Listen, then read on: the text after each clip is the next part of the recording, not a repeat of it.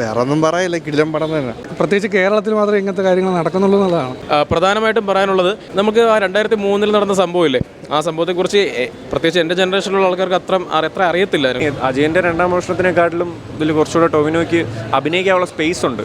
I don't think ഇത് like ആ incident ആയിട്ട് കൂടുതൽ ലൈക്ക് ആ റിലേഷൻ വെച്ചിട്ടുണ്ടെങ്കിൽ തോന്നുന്നുണ്ട്.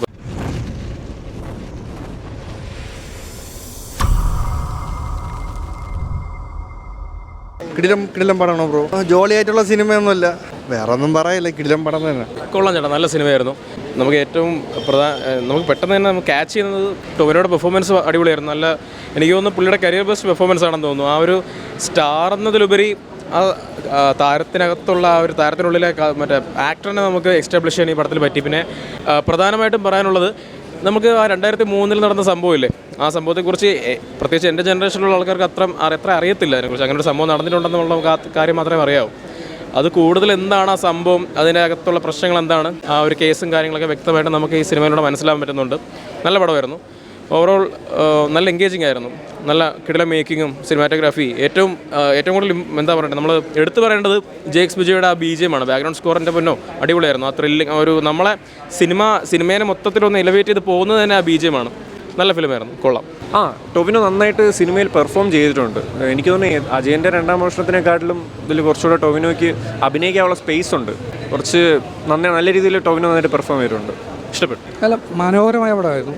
കൃത്യമായിട്ടൊരു പൊളിറ്റിക്സ് വെച്ചുകൊണ്ട് നടന്ന സംഭവമാണ്. ആ സംഭവത്തെ ആ രീതിയിൽ തന്നെ അവതരിപ്പിക്കുക എന്ന് പറഞ്ഞാൽ ചെറിയ കാര്യമല്ല, മനോഹരമായി ചെയ്തിട്ടുണ്ട്. പിന്നെ നടന്ന സംഭവത്തെ അതുപോലെ ചിത്രീകരിക്കാനുള്ള ധൈര്യം എന്ന് പറയുന്നത് ഒരു സംവിധായകന് ഉണ്ട് എന്നുള്ളത് നമ്മളെ, പ്രത്യേകിച്ച് കേരളത്തിൽ മാത്രമേ ഇങ്ങനത്തെ കാര്യങ്ങൾ നടക്കുന്നുള്ളൂ എന്നുള്ളതാണ്. അല്ല, സ്ക്രീനിൽ അവർ കൃത്യമായിട്ട് നീതി പുലർത്തുന്നുണ്ട്. നമുക്ക് ആ കാര്യങ്ങളൊക്കെ അറിയാം. അതിനുശേഷം കോടതി വ്യവഹാരങ്ങളും അന്നത്തെ മുഖ്യമന്ത്രിക്ക് സംഭവിച്ച കാര്യങ്ങളൊക്കെ നമുക്കറിയാം.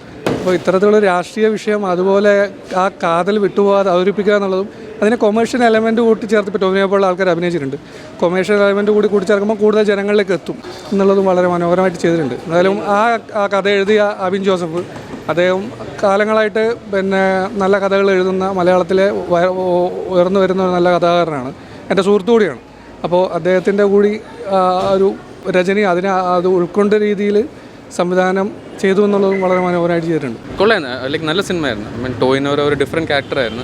It was really nice. അല്ല, ഐ തിങ്ക് എനിക്ക് തോന്നുന്നു ഇത് ഇവരെ പെർസ്പെക്റ്റീവായിട്ടാണ് മൂവി കാണിച്ചത്.